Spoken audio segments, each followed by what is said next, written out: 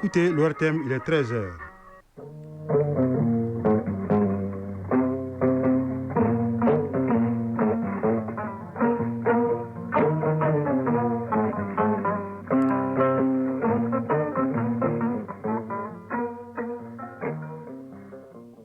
Le journal Siaka Konaté. Mali Actualité, deuxième édition, les titres. Le projet de la Charte nationale pour la paix et la réconciliation nationale a été remis hier au président de la transition générale d'armée Assimi Goïta, qui en est l'initiateur. Selon le président de la commission de rédaction, l'ancien premier ministre Ousmane Maïga, le document est une référence en matière de gouvernance. Les États-Unis sont prêts à collaborer avec le Mali dans la lutte contre le terrorisme et ils respectent tous les choix faits par le Mali en la matière. C'est ce qui ressort du point de presse animé par les sous-secrétaires adjoints pour l'Afrique de l'Ouest du Bureau des affaires africaines du département d'État des États-Unis qui vient de boucler une visite dans notre pays. Au Sénégal, le gouvernement annonce les recrutements très prochainement de 500 enseignants et chercheurs dans l'enseignement supérieur. Les États-Unis annoncent la relève de l'UNESCO en fin 2026. Dans la page sport essentiellement consacrée au football, il sera question du tournoi de montée en première division des demi-finales de la CAN féminine. La chronique de l'environnement est consacrée aux alternatives aux déchets qui constituent une menace pour l'environnement et la santé publique. Mesdames et messieurs, bonjour, bienvenue dans cette édition mise en onde par Fousseni Sissoko, mise en ligne par Badi Touré. Nous revenons sur la remise hier au président de la transition générale d'armée Assimi Goïta du projet de la Charte nationale pour la paix et la réconciliation nationale. En remettant ces documents au chef de l'État, le président de la commission de rédaction du projet de la Charte nationale, l'ancien Premier ministre Ousmane Maïga, a fait l'économie du travail abattu par sa commission. Selon lui, il s'agit là d'un travail qui va marquer l'appropriation par les Maliens de leur destin. Les documents comportent 16 titres, 39 chapitres et 106 articles. Il a été réalisé par des Maliens de diverses compétences, appuyé par les forces vives des régions du district et de la diaspora. Il traite des questions portant sur la sécurité, l'économie, le développement, l'environnement, j'en passe. La synthèse, le discours du président de la commission de rédaction de la Charte nationale pour la paix et la réconciliation avec Alousseni Toué. Le président de la commission de rédaction du projet de charte pour la paix et la réconciliation a entamé son propos par la genèse de cette commission dont il a eu la responsabilité de conduire la destinée avec l'appui d'experts nationaux eux-mêmes nommés à cet effet.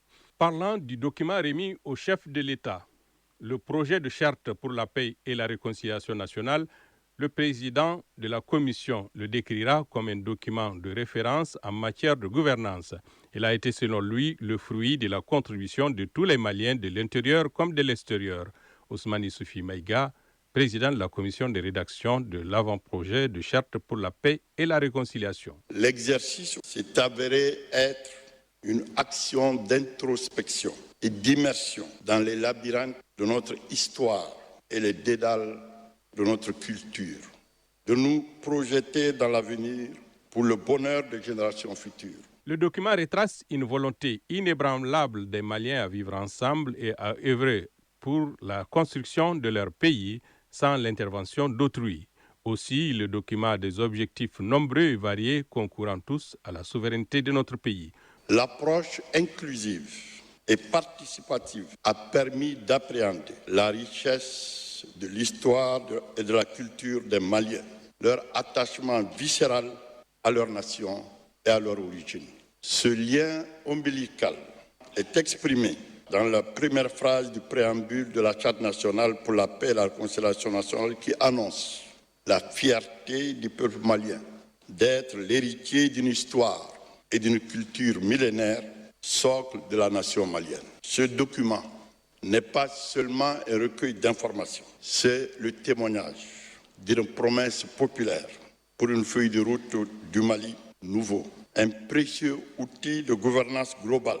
Le projet de charte pour la paix et la réconciliation nationale touche à presque tous les domaines conformément à la volonté des plus hautes autorités. Enfin, le projet de charte pour la paix et la réconciliation passera devant les membres du Conseil national de transition pour adoption avant d'être promulgué par le chef de l'État.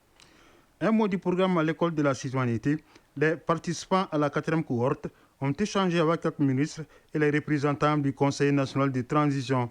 Les questions abordées concernent la communication, les mines, l'élevage, l'autosuffisance alimentaire, l'emploi, l'entrepreneuriat, le pacte de stabilité sociale, les missions de l'organe législatif de transition. Une journée bien remplie qui aura permis à la 4e promotion du programme à l'école de la citoyenneté d'être édifiée sur ces questions. Ces panels ont été suivis par Abdul Karim Kaba.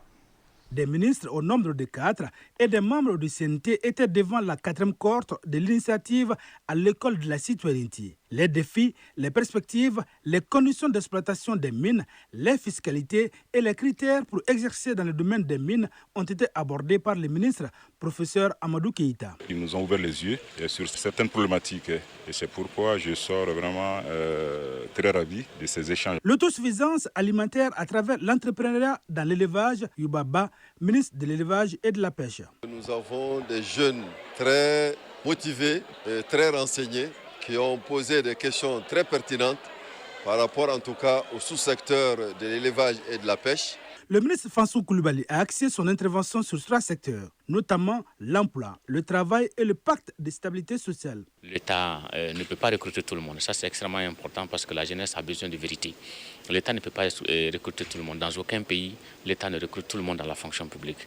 C'est pourquoi l'entrepreneuriat est une voie qu'il faut adopter. Alhamdou Ag Ilien s'est dit rassuré quant à l'avenir de la jeunesse malienne. Il a insisté sur l'économie numérique dans le cadre de la vision. Nous avons mis l'accent sur l'importance de l'économie numérique qui est l'avenir du monde aujourd'hui. Et nous avons demandé aux jeunes aussi de s'y mettre. Parce que l'économie numérique est un chantier ouvert à tout le monde, où il n'y a pas de discrimination. Le rôle, le fonctionnement du CNT, les jeunes ont été éclairés sur les missions de l'organe législatif. Hamidou Traoré, 6e vice-président du CNT. Nous, c'est effectivement voter les lois et le contrôle de l'action gouvernementale. Parce qu'ils ont dit, le CNT, qu'est-ce que nous pouvons faire pour améliorer les choses? On a répondu effectivement que nous sommes là aussi pour le contrôle de l'action gouvernementale. Nous interpellons les ministres, nous mettons en place des commissions d'enquête, des commissions parlementaires d'actualité, tout ça c'est pour effectivement améliorer notre fonctionnement. L'initiative à l'école de la citoyenneté participe à la dynamique de construction d'un Mali nouveau. L'Office de protection des végétaux vient de tenir son premier d'évaluation des capacités phytosanitaires du Mali. L'objectif de la rencontre est de contribuer à la diversification des produits agricoles, à un meilleur accès au marché et à l'augmentation des revenus des producteurs et des exportateurs. La cérémonie d'ouverture était présidée par le ministre de l'Agriculture, Daniel Séméon Kéléman. Les points avec Fanta Mama Niantaou.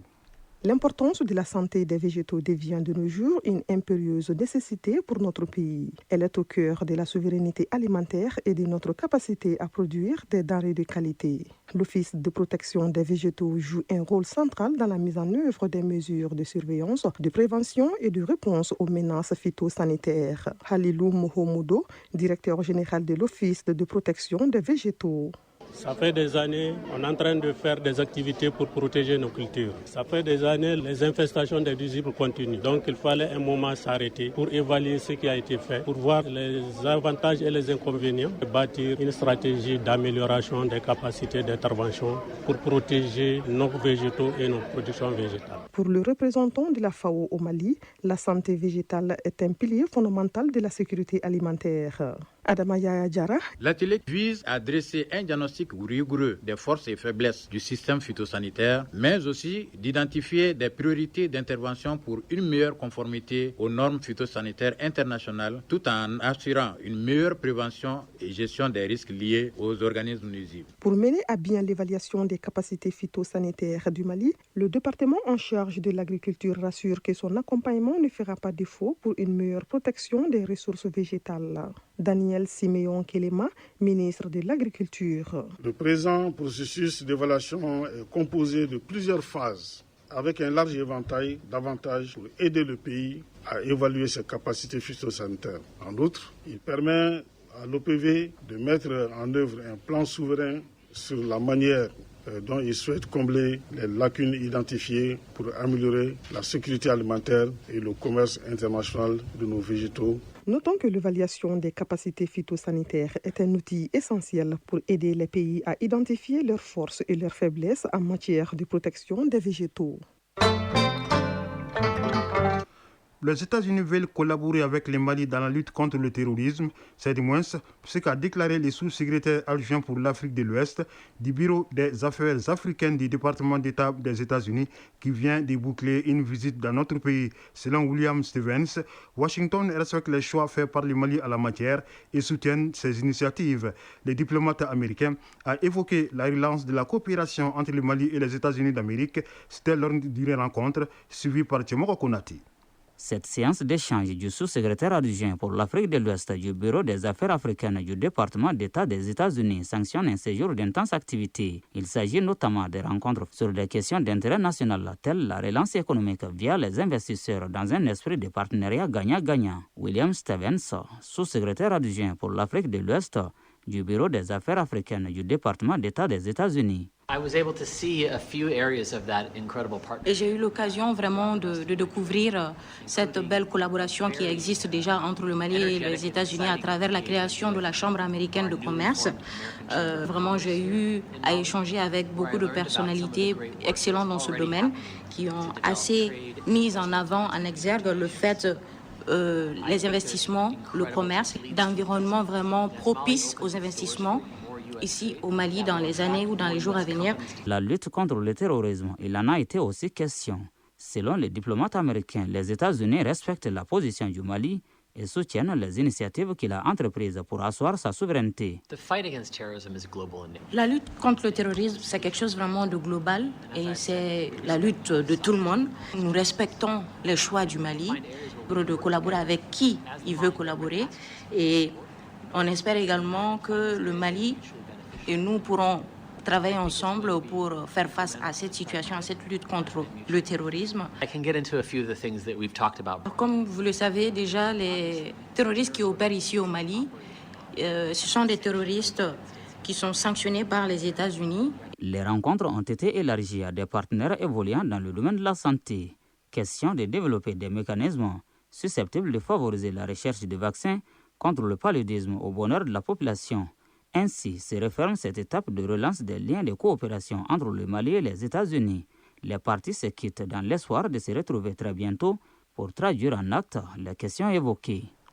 Nous restons avec les États-Unis qui ont annoncé hier se retirer une nouvelle fois de l'UNESCO, l'Organisation des Nations Unies pour l'éducation, la science et la culture. Washington dénonce une ligne idéologique jugée contraire à ses intérêts nationaux et un parti pris contre Israël. Allusion est faite à l'intégration de la Palestine à l'UNESCO. Cette décision, qui prendra effet le 31 décembre 2026, a été jugée regrettable par la directrice générale de l'UNESCO.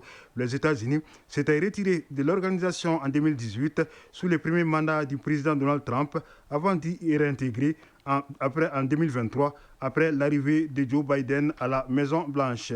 Les États-Unis ont conclu avec le Japon un accord sur les droits de douane.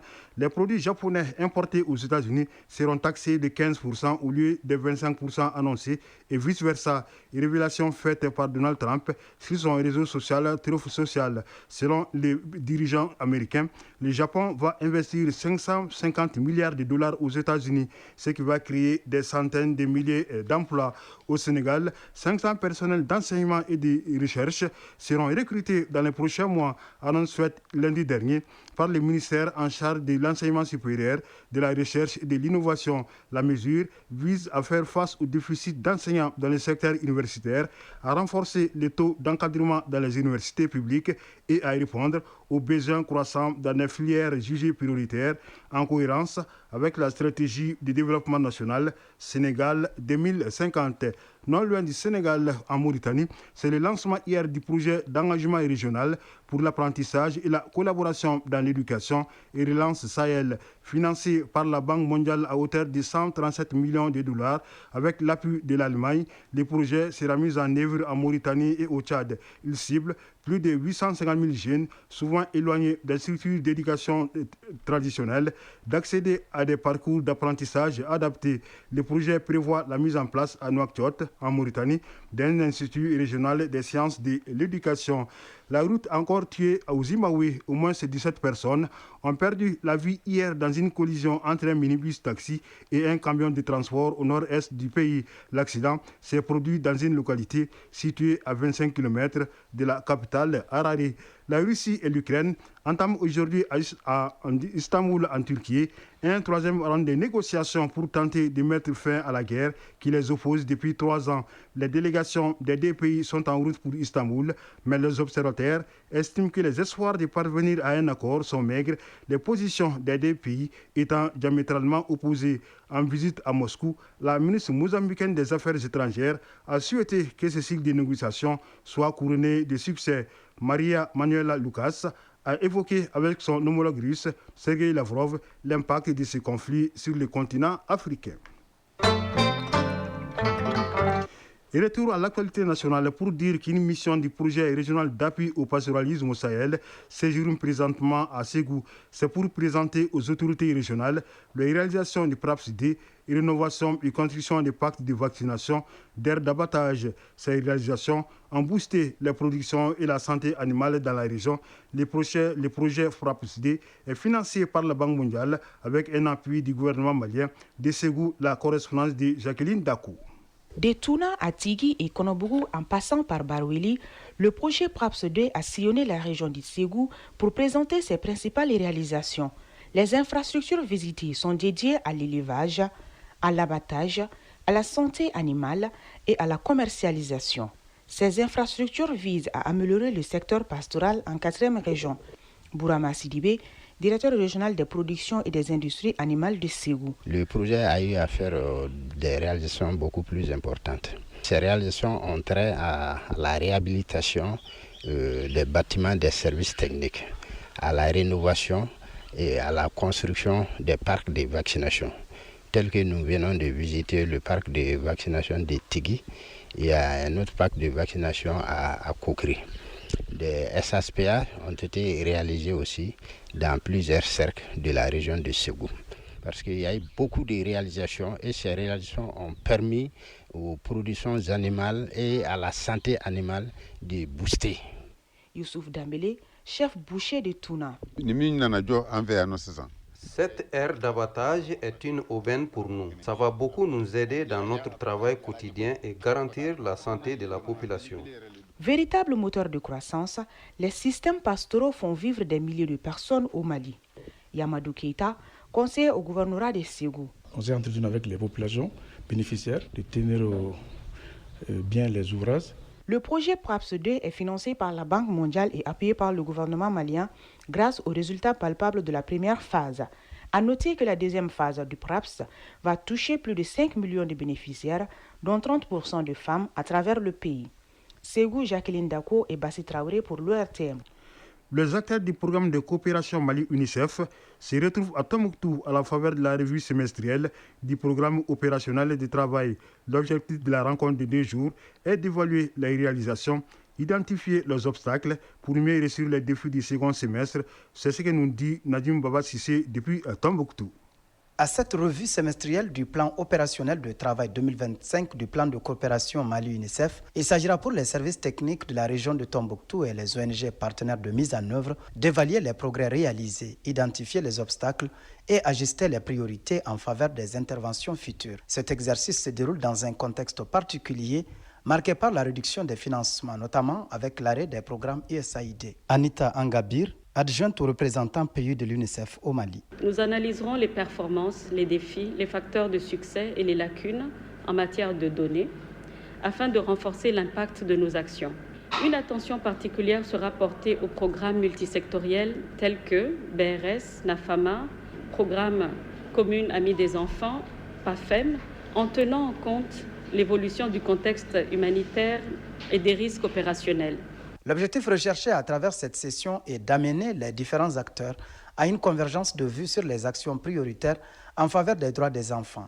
Ibrahima Diallo, représentant du directeur de la coopération multilatérale. Il nous revient en tant qu'État d'optimiser nos efforts pour qu'on puisse aller vers une synergie d'action, d'aller vers une approche concertée. Malik Guindo, conseiller au gouvernorat de Tombouctou. Il est de notre devoir et de notre responsabilité de suivre et de formuler vraiment des recommandations pertinentes qui vont nous permettre vraiment d'aller de l'avant. Ces travaux consacrés à cette revue semestrielle déboucheront sur des recommandations pour une meilleure mise en œuvre des activités du semestre à venir au grand bonheur des enfants en particulier et des communautés en général. Tombouctou, Najim Baba Sissé, Mahmoud Askofare, Mauloud Tandina pour l'ORTM.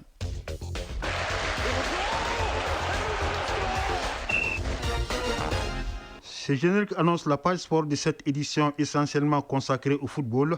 En Europe, le marché de transferts bat son plein. Sur le continent, on connaît depuis hier l'affiche de la finale de la 15e édition de la CAN féminine qui se déroule au Maroc. Et c'est le Maroc, pays organisateur, qui sera opposé au Nigeria. Au plan national, les tournois de montée en première division étaient à l'honneur hier mardi dans les groupes A et B. La synthèse de l'actualité sportive avec Aridou Matina. Football, tournoi de montée en première division, la compétition a démarré hier dans le groupe B à la faveur de la première journée. Victoire de Sony AC de Gao 3-1 devant l'ASK, Association sportive de Kaya.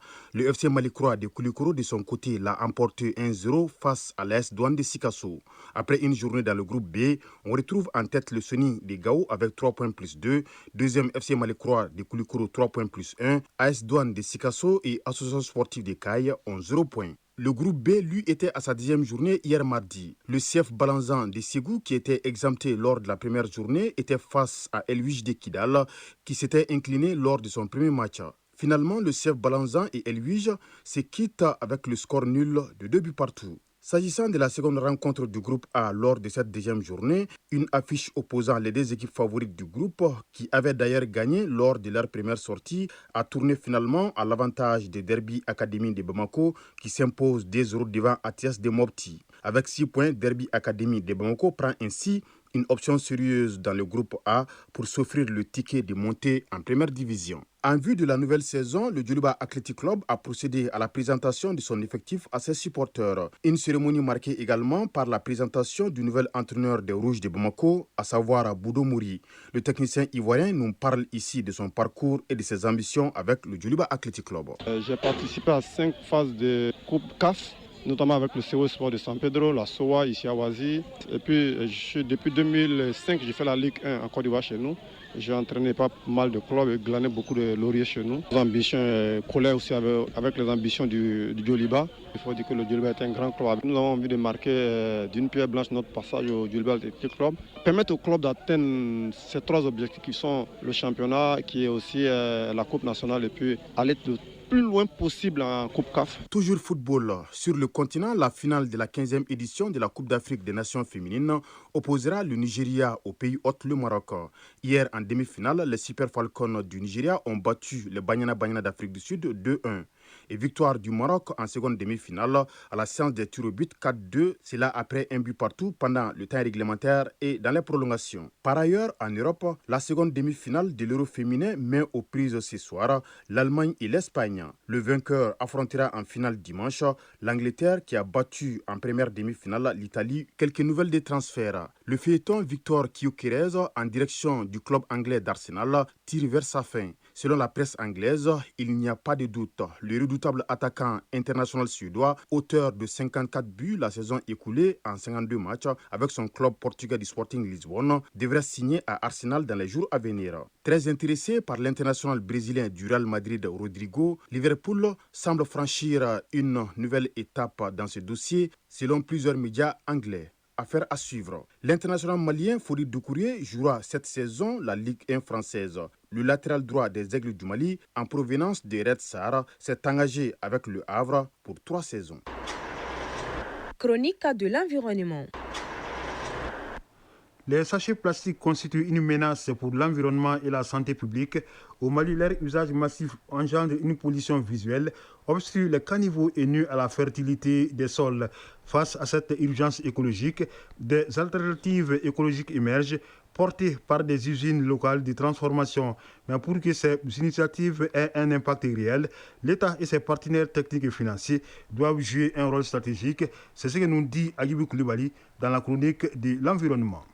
Au Mali, les sachets plastiques s'accumulent à un rythme inquiétant. Leur présence devient une menace environnementale majeure. Ces déchets mettent plusieurs siècles à se dégrader étouffent les animaux, appauvrissent les sols, détruisent les cultures et aggravent les inondations en obstruant les caniveaux. Face à ce fléau, des solutions locales émergent. Plusieurs structures se sont lancées dans la transformation des déchets plastiques et la fabrication de sacs biodégradables. Une réponse innovante portée le plus souvent par des jeunes entrepreneurs ou des femmes engagées. Koti Sidibé, promotrice de l'entreprise Sidibé Plastique. Prolonger la durée de vie des déchets plastiques en utilisant la méthode des 3 R, c'est-à-dire réduire, réutiliser et recycler les déchets. C'est une unité de collecte, de nettoyage et de bourrage des déchets plastiques afin de les commercialiser. Au cœur de ces ateliers de transformation, l'enthousiasme est palpable, mais derrière l'espoir se cachent aussi des contraintes techniques et financières. Kalambri Hélène Argidam, présidente de l'Association pour l'environnement, l'assainissement pour une meilleure cadre de vie. En premier lieu, je peux dire que c'est le problème d'endroit approprié qui nous cause vraiment des sérieux problèmes. Parce que pour pouvoir exceller dans ce domaine, pour pouvoir persévérer et te rendre utile dans ce domaine, il faut un endroit approprié pour le faire. Et là, je suis buté à ce problème. Fatoumata Koura Diallo, promotrice de Kéar. Tes produits sont pour les touristes. Mais je dis, pourquoi attendre les touristes? C'est à vous de valoriser nos produits artisanaux. Pour que ces initiatives aient un véritable impact, il leur faut un accompagnement fort. Et c'est là que l'État et les partenaires techniques et financiers doivent jouer un rôle de catalyseur. Mahamadou Diara, directeur exécutif de l'ONG Mali Fork Center. On a mis en place des mesures d'accompagnement à travers des solutions telles que les sensibilisations, mais aussi l'appui aux jeunes et aux femmes qui sont dans ces secteurs. Donc à travers des petites subventions de financement pour permettre la réalisation de leurs projets. L'accès à ces différents fonds nécessite aussi un renforcement des capacités parce que c'est des fonds qui ont des exigences. Et ces exigences, il faut que le secteur privé ou bien les organisations de la société civile qui veulent aller mobiliser des fonds à ce niveau doivent avoir une capacité ou bien faire recours à des consultants compétents, surtout le secteur privé qui peut faire des grands projets d'envergure dans le domaine du recyclage ou bien de la récupération ou la valorisation des déchets. Abandonner les sachets plastiques ne se fera pas du jour au lendemain, mais les alternatives existent. Avec une volonté politique affirmée, un financement intelligent et l'engagement des citoyens, les usines locales peuvent devenir les piliers d'une économie verte. Encore, faut-il que chacun réalise qu'un simple sachet plastique peut cacher un poison silencieux qui tue lentement notre terre. C'est la fin de cette édition présentée par Chiara Konaté avec la collaboration de Ousmane Dao pour la réalisation, de Fousseni Sissoko pour la mise en onde, la mise en ligne étant assurée par Badi Touré. Une édition à retrouver sur nos plateformes digitales. Restez à l'écoute pour pouvoir suivre les avis et communiquer avec Kani Keita. Merci d'avoir suivi cette édition et bonne écoute radiophonique.